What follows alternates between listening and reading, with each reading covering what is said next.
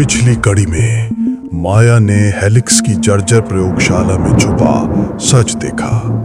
एक आदमी जिसकी नसें जलते हुए लावे जैसी चमक रही थी ने फुसफुसा कर कहा कि ये शीशियां इलाज नहीं बल्कि असफल प्रयोगों की कैद खाने हैं। और जैसे ही अलार्म गूंजे उसका शरीर बिखर गया, हड्डियां टूटती गईं, नसें पिघलती रोशनी से फट पड़ी। उसी पल माया ने समझा हेलिक्स का स्थिरता का मतलब था जिंदा रहते रहते राक्षस बन जाना। अलार्म रुक गए, बचा सिर्फ सन्नाटा, गाढ़ा, घुटन भरा। माया के गले में लटका पेंडेंट हल्का हल्का कांप रहा था, जैसे बुझती हुई लौ।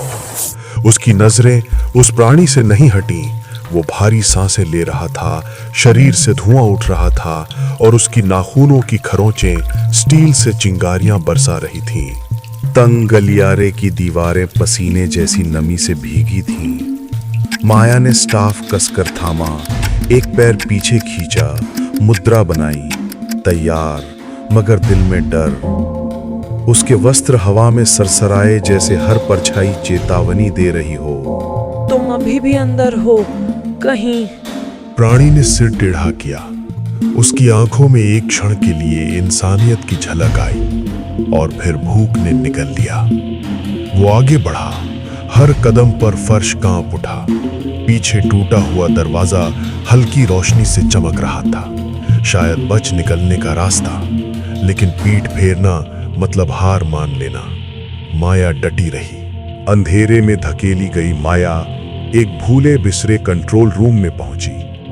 टूटी कंसोल्स पर धूल जमी थी। उसकी हल्की छुअन से स्क्रीन टिमटिमाई और उन पर रिकॉर्डिंग्स चली, इतनी निराश कि शायद कभी दिखाने के लिए बनी ही ना हो। स्क्रीन पर एक वैज्ञानिक झुका हुआ, चेहरा धंसा, आंखें लाल। टूटी फूटी आवाज में स्थिरता का मतलब स्वास्थ्य नहीं, इसका मतलब है चुप्पी। कितने दिन चीखेंगे जब तक गले बंद ना हो जाएं। हम उन्हें स्थिर कहते हैं और देखते रहते हैं। अगला लॉग झलका, खून से सनी लैब कोट, कांपते हाथ। भगवान माफ करे, स्प्लाइस मरता नहीं, ये इंतजार करता है, चुपचाप बढ़ता है। मांस के भीतर हर जीवित बचा इंसान बस एक कैद है जो कभी भी टूट सकती है।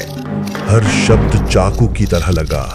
स्थिरता दया नहीं थी, कैद थी। और वो आदमी एक टूटते पिंजरे का प्रतीक था। माया ने स्टाफ और कसकर पकड़ा। पेंडेंट और चमकने लगा, मानो दीवारों के भीतर कुछ जिंदा हो। उसे एहसास हुआ ये लैब खंडहर नहीं, कब्र थी, और हर कब्र हिल रही थी। हाइब्रिड दहाड़ते हुए गलियारे में टूटा, उसकी नाखूनों से चिंगारियां फूटी। माया संकरी गलियों में दौड़ी, पानी में छींटे उड़ाती, उसके पीछे गूंजती गरज। हेलिक्स फिर जिंदा हो उठा, सायरन चिल्लाए, स्टील बंद हुआ और हर कोना दैत्य की दहाड़ से गूंज उठा। लेकिन अराजकता में भी माया का हर कदम तराशा हुआ था। स्टाफ घूम रहा था, दीवारों से टकराकर उसे मोड़ दे रहा था, हर मूव तेज और धारदार। प्राणी झपटा, माया पलटी, पेंडेंट चमका और स्टाफ उसके जबड़े पर टकराया। मैं तुम्हारी कैद में नहीं मरूंगी। लेकिन हाइब्रिड गिरा नहीं। उसका सिर अस्वाभाविक ढंग से मुड़ा, हड्डियां चरमराई, नए आकार में जुड़ गईं। उसने चीख मारी, हवा और हड्डियों को एक साथ चीरती हुई। माया विशाल कक्ष में पहुंची। ऊपर से छत ढह रही थी। हाइब्रिड पीछा करते हुए भीतर आया। उसकी नसें आग जैसे जल रही थीं। उसका शरीर और लंबा, हड्डियां खिंचती, नाखून तेज होते जा रहे थे। यह अंत नहीं था, शुरुआत थी। वो नहीं झपटा, अभी नहीं। उसने माया को घेरे में लिया, उसकी डर की गंध को चखते हुए। माया ने स्टाफ कसकर पकड़ा। पेंडेंट धड़क रहा था, मानो उस दैत्य को पुकार रहा हो। ये मुझे नहीं, मेरे भीतर से उत्तर दे रहा है। ये प्रयोग खत्म नहीं हुआ, ये तो बस शुरू हुआ है। हेलिक्स में जो जाग रहा है वो अब इंसान नहीं और ना ही काबू में है। और माया, उसके पास जितना सच है उससे कहीं अधिक बोझ छुपा है।